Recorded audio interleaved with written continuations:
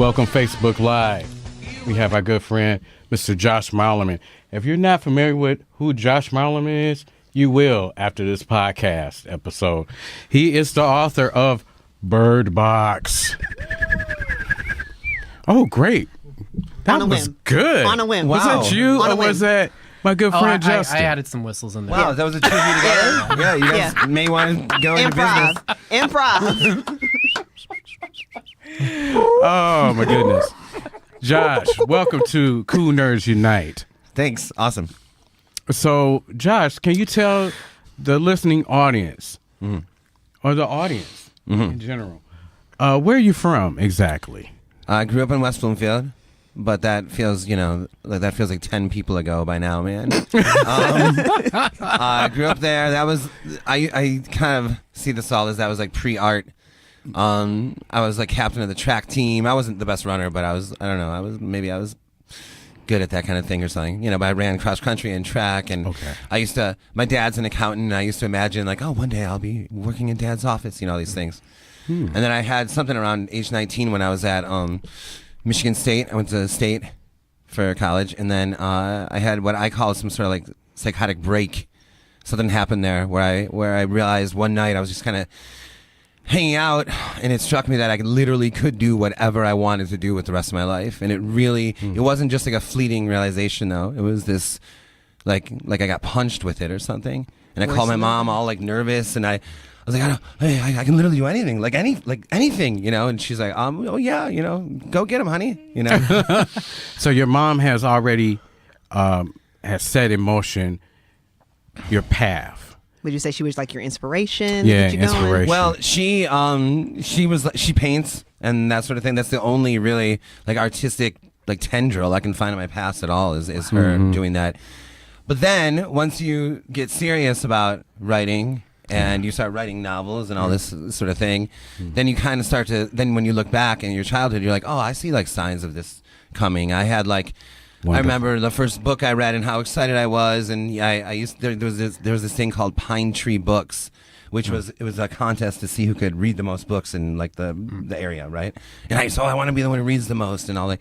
So I see like signs of that. And in high school, I played in this like travel basketball league where when I got back from it, I wrote like a 40-page like essay about it, and like 3 pages in high school is a lot. Yeah, but that was like just like pages. I just couldn't stop, just like 40 pages, And so when I look back at that stuff now, I still consider that all sort of like pre-art, but there were signs maybe of like a writer's life or something. It was destiny. Well, I won't go quite that far.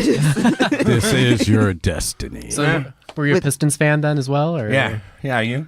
Oh yeah. Yeah. I for sure was. I mean, I'm 43, so I like the bad boys. Oh yeah, you remember yeah. Dennis Rodman and all of that. I remember when they got him. Like, and who's this weirdo? Yeah. Yeah, it was awesome. Yeah, I remember when it was all Ben Wallace, Rasheed Wallace, and those guys. And yeah. Oh yeah. Around the 2000s. Both those like incarnations are so good, man. Yeah. Okay, so the question everyone's dying to know: what is the inspiration behind Birdbox? What came about? What was the process? At the time of writing it, it was just like the next idea in line. I keep sort of like I send myself emails now with a list of like, hey, write these 6 books, right? And at the time, Birdbox I had just finished one, and all I had was like an image of a woman traveling down a river, blindfolded with 2 kids. And I knew that they were like fleeing like something that they couldn't look at or something, right? But that's it. That's all I had. I didn't know much more than that. I'm like, oh, that's just like a freaky scenario or something. And again, this is 2006, So 2006. Yeah, I wrote the rough draft in 06. Okay. Wow. So I'm just like, I finish one and then I start the next one, and then a few pages in, I was like, shit, what are they fleeing? I mean, that's a big part of this story that I started writing, And then you start imagining like all these like just like totally trite things, in this book. Okay. And then it struck me that I had a science teacher in high school. Was it high school? I think high school. That told the class that a man would go mad if he tried to contemplate infinity. And I remember when I was much younger that really scared me. This teacher telling me you would go mad if you try to contemplate where space ends, right? And I remember that night worrying about that. I remember being like, my family's getting ready for dinner, and I'm like all freaked out. And my mom's like, "What's wrong?" I'm like, I don't want to think about where time begins or where space ends. I'm gonna I'm gonna go mad, and you guys are gonna have to visit me somewhere. and then it struck me like, hey, this would be kind of amazing if this woman and these two kids were fleeing the concept of infinity. Right. If they were fleeing from something that they couldn't fathom. Okay. And that they weren't allowed to encounter face to face because it would drive them mad. And that was it. The book wrote itself from there. Interesting. That's interesting. It just absolutely exploded from there. It was you guys know word count. It was 4,300 words a day for a month or something. I got a random question. I'm sure you've heard people compare this to The Happening. What are your thoughts about that? I mean, I wrote it in 06. The Happening came out in 08. I saw that movie. And again, I just had a rough draft in 06. I saw that movie, and I'm a huge M. Night fan. I still am. I saw Glass recently, and I loved it. And I just love him, even though, whatever, sometimes he's not so great. But I saw The Happening, and I got really freaked out. I was like... I wish people could see my face right now. Initially, we can't. And I saw it when it came out, and I was like, oh, shoot, man, this is But at the time, I think I had 5 novels or something at the time. Mm-hmm. So I was like, all right, I guess Birdbox, that one's not going to, we're not going to use that one anywhere. It's like this movie that just came out. Yeah. Then I read The Road in the same year, 08. Oh, yeah. And I was like, awesome man, too. this is like it too. But but substitute a road for a river. I mean, this guy walking his kid through the apocalypse, essentially. So there were a couple instances of that in the past or whatever, and then the more recent one, A Quiet Place. When I went to see that, I was like, awesome movie. Again, I'm like, geez, another one. I'm noticing a pattern with these movies that are coming out now. But I've had this book since 06, so for me, it was double fold. It was a sense of shoot, man, but also well, I know that my aim was pure, I guess. Yeah, so was any of the material born out of a nightmare that you possibly had? Just that about experience the end of times. No, I never really. It's gonna sound a little silly, but I almost don't look at Birdbox the book as end times. It feels more like the Twilight Zone's The Monsters Are Due on Maple Street. It's all focused on one street, one house. It's is it end times? There's characters that are man, everything's fine out there. There's characters that are this is all psychosomatic. The book feels more like a Twilight Zone episode, and the movie is more like an epic or something. Full on. Yeah, post-apocalyptic. That's a That good was a comparison. chilling episode, by the way. I remember that as a child and getting really scared of that. Yeah. Becoming very afraid of that. Yeah. Speaking of Twilight Zone, they're going to be having a reboot with Jordan Peele. Yeah. Yeah. Yep. Ba-ba-ba-bum. Looking forward to that. So, Josh, how do you feel about the success of Birdbox? I mean, 45 million accounts watched Birdbox in its opening week. How do you feel about that? Man, it was really bizarre. As of the night of the screening on the 21st, well, the night it first came out was December 21st. Yeah, we had a little screening for friends at this dude's kind of like this, but a little smaller. It was a little theater thing that he has access to in Troy somewhere. It holds 80 people. This is bigger, but whatever. It's not much bigger than this, smaller than this. We're but a simple family. And as of that night, people were like, is this surreal or whatever? I'm like, I don't know. It's all been so gradual. Again, wrote the book at 06. It gets picked up for publishing in 2012. Universal at first optioned it in 13. Book is published in 14. Netflix. So there's all this gradual thing. Sandra Bullock gets on board. It wasn't I wrote a book and then overnight, now it's here. So I've been abreast of everything that's happening so far. Yeah. Movie comes out on the 21st. Allison's my fiance. We drive up north 2 days later. Congratulations, by the way. Well, thank you. Hi, Allison. We drive north, all the way to Marquette, where her sister is. It takes forever. It's a snowstorm. We get there at 5 a.m. and we go to sleep. And when I woke up, my phone was I've never seen my phone. I mean, it might as well have been entirely the color red because of how many notifications there were. And I was like, Allison, I think something's going on with that movie. And then we were looking through it and we're like, wait, what is going on? And then the next day, whoa, this is really going on. And the next day, and the next day, and the next day. Yeah. So I don't think Sandra Bullock was could have been prepared for that, that phenomenon, whatever happened. I don't think Netflix could have been prepared for that. But it was a wave. It felt like I was honestly felt like I was standing in like a wind tunnel, man. Wow, that's a good Yeah. metaphor. How much creative input did you have in the creation of Birdbox? With the movie, zero. Okay. Really? Like Zero? literally Wow. zero. Yep, none. Absolutely none. Yeah. No input at But all. again, think about it. It was optioned before it came out, and it's my first book to ever come out. Talk about Okay. an unknown. And the first book's not even out yet. So I understood right away when Universal optioned it in 13. I understood what was happening, that I was going to have no say, and I was just going to hope that it's good. You know? It's like, here, take it away, guys. And I think that I've been in this band for like 20 years, and it's a similar thing. I write the songs, I bring it to the group, and I don't tell them what to do. They do whatever they want, and sometimes it comes out how you saw, and sometimes it doesn't. So I think that prepared me for that. Yeah. I'm used to writing something and then giving it to someone to do whatever they want with. And so I didn't have very many moments of, like horror, like what are they gonna do to my baby? Like I never thought of it like that at all. I was just like, I don't know, Yeah. man. Let's just hope it's good. So speaking of babies, there was an article that came out that said that the monster was supposed to look like some kind of worm baby, and Sandra That Bullock sounds just thought it hilarious. was. So you said you had no input on that. Includes what they wanted the monsters to look No, like. did you or- read the book? I just got the book last The night. book just is started. like So staunchly like no, like there's not even like a shadow outside. You like nothing, Like no eerie What? wind. That's Are you don't see serious? anything underneath a doorway. You don't see anything outside the glass. Like there's nothing. In fact, there's like theories in here that even if you saw its shadow, you would be driven mad. Or if like the gradation Wow. of darkness outside the window changed because of them, you would be driven mad because Okay. it's experiencing infinity. So what does it matter if it's a sliver of it or It's or still the shape of infinity. it? Yeah, it's Yeah. still infinity. And so that like the book, whatever. So the movie, no way, I would have nothing to do with something like a that. demon worm baby. But I know, yeah, demon worm.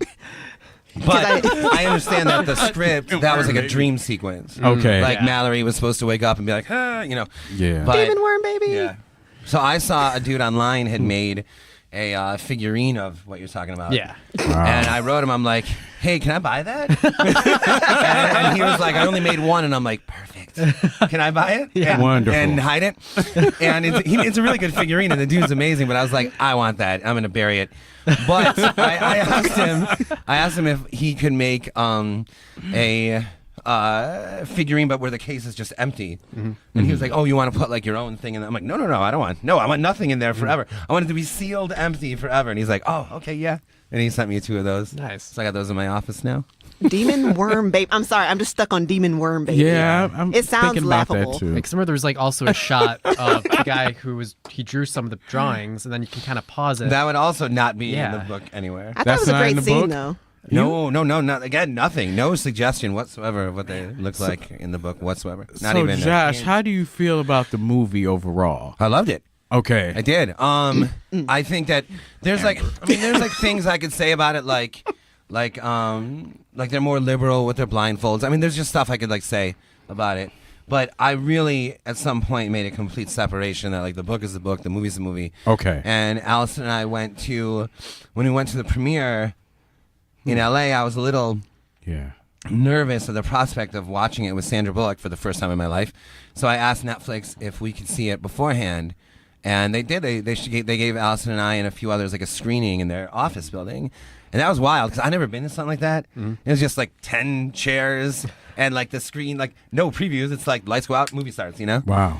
All And I right. turned to the book opens with Mallory pretty much telling her kids we're going on this trip. We're doing Right. Okay, just that like the wasn't- movie, and I was yeah. like, Yeah. I got the chills right away. I was like, oh my god, this is the book, and I love He it. had a man. fangirl moment. I had to me, it's I don't know how to explain it. I'm just grateful for the whole freaking thing.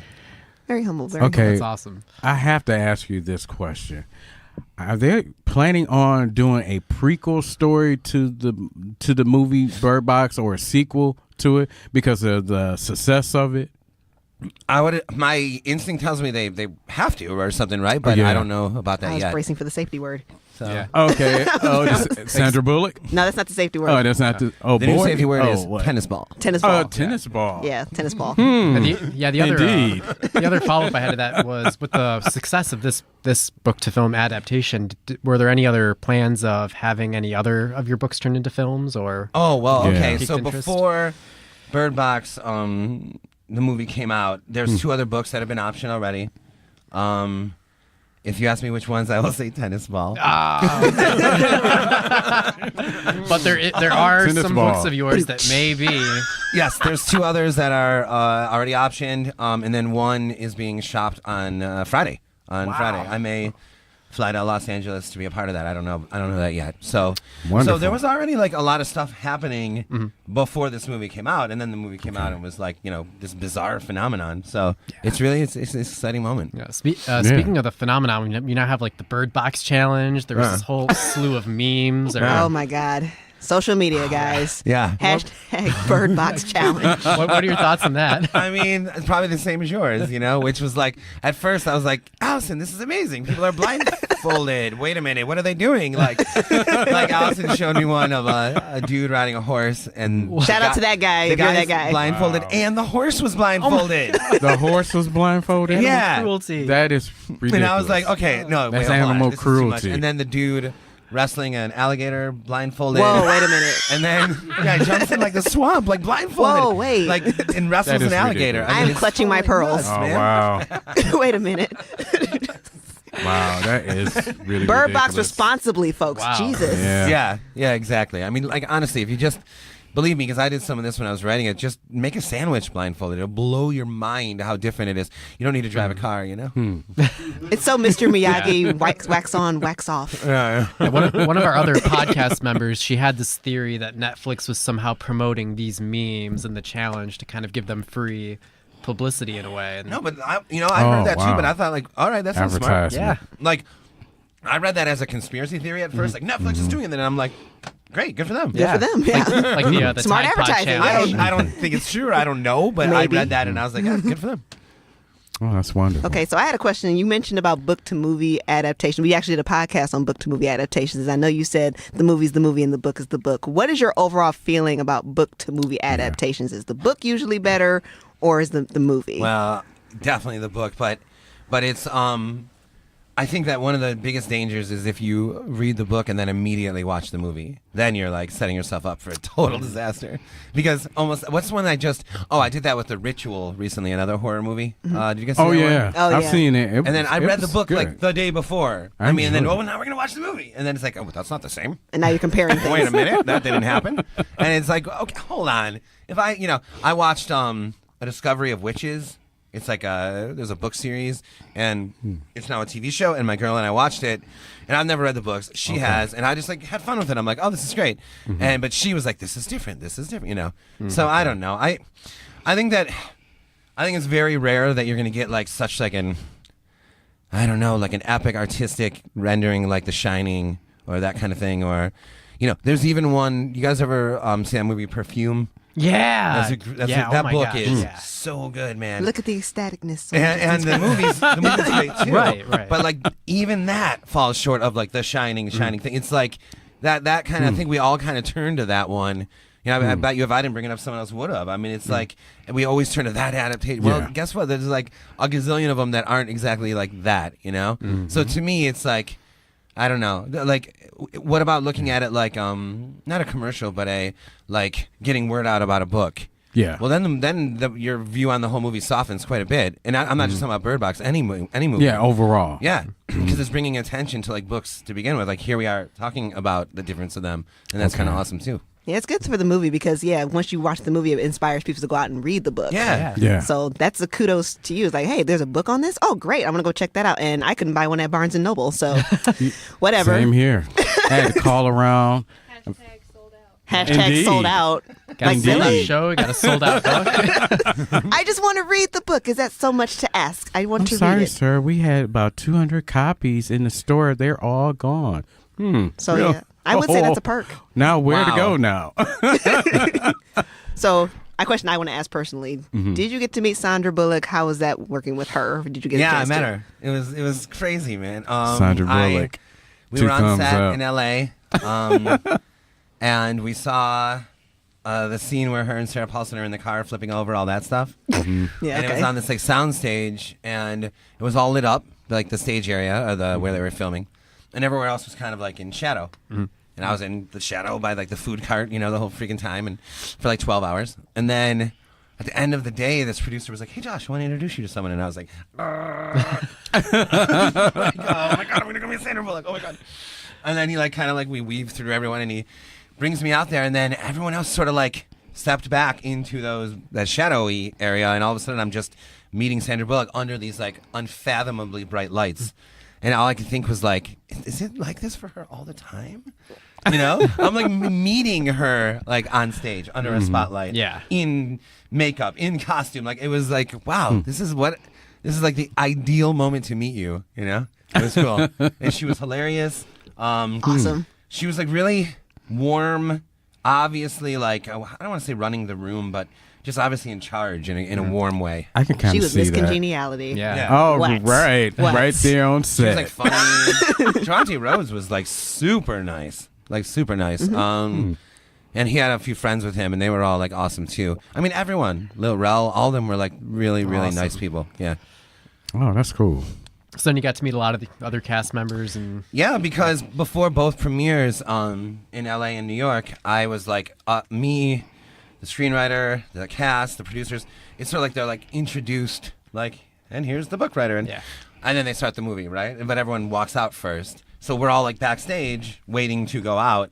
Yeah. You know, and we're all just like goofing around, like talking too much, making jokes, and people are like, "Shh, they're gonna call your names." And I'm like, "What's going on? I can't even believe this is happening right now."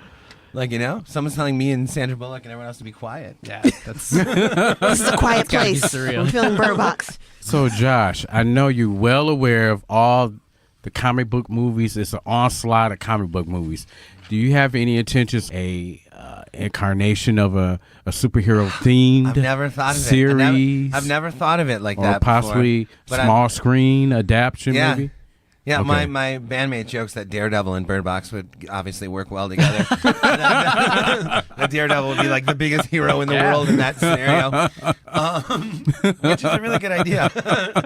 I would watch that. I've never really thought of that before, Roderick, but I'm going to after this conversation, actually. Good. So, do you have any favorite movies or any specific genre of movie? Or book? Yeah, I mean, I've been on a strict horror diet for like 20 years, you know?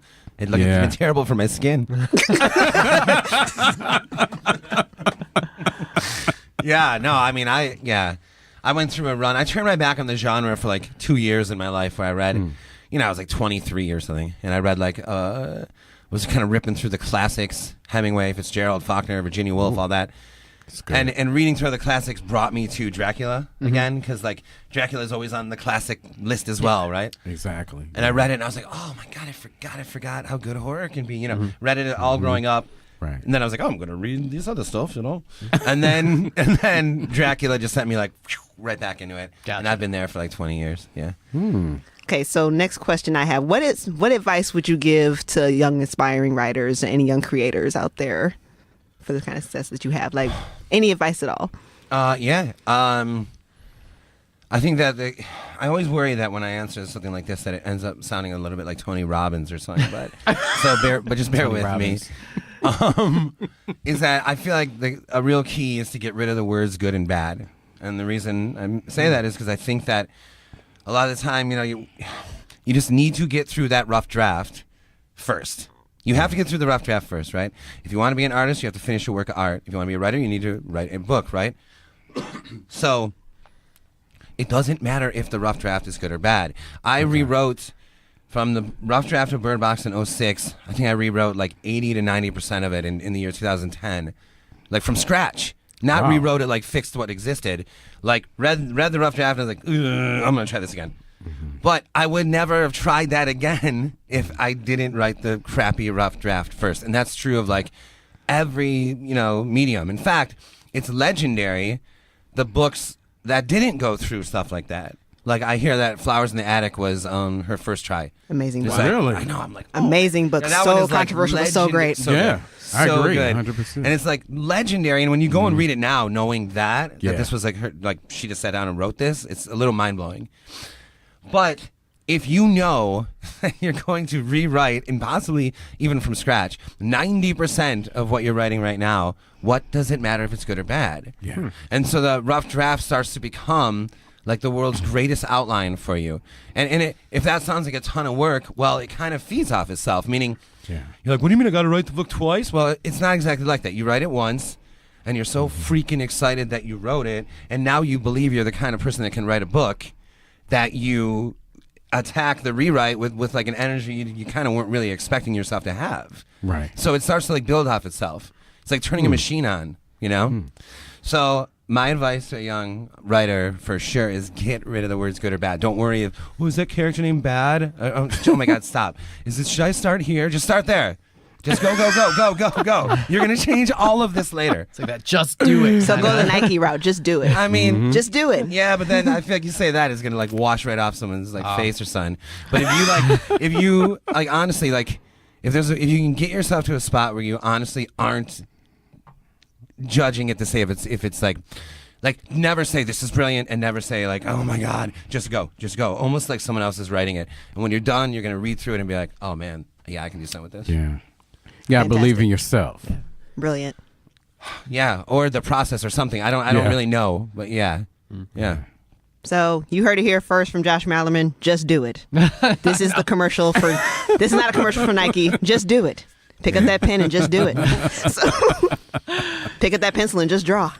So something I also wanted to touch on is your music and your band, The High Strung. Yeah. You said you've been together for 20 years. 20 years, yeah. We've been best friends since we were like 11 years old. Oh, I have band practice tonight, actually, as you know. Okay. Thank you for your time, Josh. Yeah, no, are you kidding me? This is Thanks amazing. for coming in. We met when we were about 11 years old. We're now like in our 40s. Derek has a kid. Steven has a kid. Wow.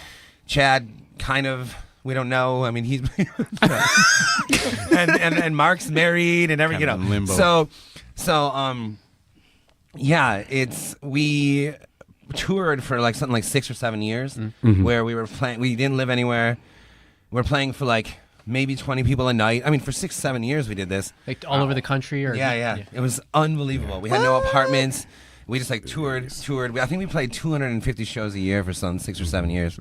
And I was writing novels in the passenger seat of our tour van during those years. I wrote something like 4 or 5 on that while we were like in the van. That is amazing. It was an unbelievable period of time. We weren't making any money. We were getting wasted every single night. You're with your best friends. You're like, wake up. You're like, oh my God, now we got to go to Iowa City. Oh my God, let's The American dream. It was absolutely phenomenal. And I'm like pounding out like a book a month, and we're all like, it was great. And somehow we ended up with a theme song on Showtime. Yeah. That The Luck You Got. Okay. For that show Shameless, if you've ever seen it. And that was like a really big moment for us. Like, again, we still really only played at 20 people a night, which is fine and all glorious. And somehow we're like still, it's unbelievable. We're like still doing this. I don't think that any of us like looked at it that way, but I think that being friends since we were 11, we already went through the whole like, oh my God, I can't stand you. Like when we were in like middle school. So like, whereas if we had met at 27 and started a band, it'd be like, oh God, I don't be around this guy, But we already went through all that. So That's here awesome. we are. So would you say that there's a lot of similarities between writing music and writing a book and the way you should attack it artistically? I mean, I guess so. For me, I kind of always feel like there's like with writing a book, like there's like a drummer in the room, Like you sit down and it's like I always imagine this like shirtless lunatic sitting down at the drums behind me, and I'm like, all right, here we go, and then he's like, and I'm like, for like 3 hours a day or whatever, and then I mean, one day I'm gonna turn around and catch him. I'll be like, I knew you were in here with me. But so to me, I think that there's a rhythm to both, and like this, like that's the closest combination, or whatever that I can make. But I think also horror novels and pop songs kind of come from a similar like childish place. Oh yeah. There's like an Arrested Development about like loving both these things. Like the Beach Boys to me are almost as like scary as Night of the Living Dead in like their own weird way. Beach Boys are awesome. No, I love them. Wow, Yeah, what a absolutely. comparison. I I've like never them heard that both, comparison, actually. but it makes sense. I mean, there's something real similar about pop songs and horror novels to me. There's something like an Arrested Development or something. I mean, think about it. Okay. Like, what are the Beach Boys singing about? They're like in my room, and this. I mean, it's like this is like not that they're scary, but there's something childish about them. And Brian Wilson, especially, there's like the kid in the sandbox, the childish genius, Yeah. And I mean, think about the Beatles are singing "I Want to Hold Your Hand," and I know that they get more involved after that. Yeah. But if you really think about it, not that much more involved. It's not like they're singing Walt Whitman later on, And so there's always been like a similar sort of Arrested Development, like we're playing a song or we're writing a scary book or we're making a joke, that kind of thing. And they don't sound anything alike, but they seem to be coming from the same place for me. Are you interested in doing maybe a movie soundtrack? Yes. Oh my God, I would love to.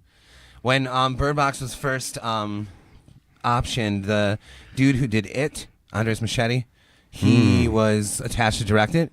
And I met up with him for lunch, and he was like, "Hey, what do you think about doing the soundtrack?" And I was like, huh, "What? Like to Birdbox?" And he's like, "Yeah." I was like, I was like, "Who are you looking at right now?" And then he said that they were talking to the girl that did Under the Skin, which is like the greatest freaking soundtrack. If you guys don't know it, Yeah, I've it's heard so it. freaky, so freaky. It's really. And I was like, "Okay, no, very try to eerie get but her." good. But if you don't, yeah, I'd love to. So, but then he ended up doing It instead, so that vanished. And then Trent Reznor did the freaking soundtrack. 9 Inch Nails. So we asked this question on a previous podcast that was more like specifically music related, but what was the first CD or cassette tape or album you remember buying? Nightmare on My Street is the first one I ever bought, which is DJ Jazzy Jeff and the Fresh Prince doing like a spoof on love that Nightmare on song. Elm Street. Yeah, That's awesome. And it's like, and I remember that one that. really accidentally makes sense for me because it's like talk about pop songs and horror. Yeah. I mean it's like a Hand in hand. like a playful hip hop guy, Smith spoofing a raps horror. happy. Yeah, Will Smith raps happy. Yeah. Yes, he does. He doesn't have to Rap cuss happy. his Still song, does too. But I do. I like that. Rap's happy. That's funny. I mean, he does. Yeah, for sure. The happy rapper. And how about what was the first concert you remember going to? Do What was the Beach Boys? Oh, I went with when I nice. was 10 years old with my my dad and mom. you remember where it was at? Yeah, it was Pine Knob. My first concert was at Pine Knob. Which one? The Doobie Brothers. Oh, really? Yeah. That's like a similar Yeah. first concert. Yeah. You went with your parents too? Yeah. I remember my mom was working late, so she showed up a little bit later, and like one of the I was maybe like 5 or 6, and I remember it was the first time I ever had a Lunchable. I was bringing it to God, I used to Pine love Knob. those. Lunchables Yeah. are the truth. Hey, Josh, just Ham, cheese, and crackers. just to give you an idea, Justin is a great musician as well. Hi, awesome. What do you play? I play a little bit of everything. I was actually a classical guitar major at Wayne State Oh, before I sweet. graduated with a Bachelor of Arts in Music. You guys didn't see that mic drop. Just Awesome. Yeah. boom. That's great. Okay, so we ready to wrap up here? Any final questions for Mr. Josh Malerman? Anything on the Facebook Live feed? Yeah, I got a question. I got a question for him. Okay. Josh, would you be interested in coming back when you have more time? We thank you for your time, but we know time is of the essence. You have a prior engagement. We want you to come back.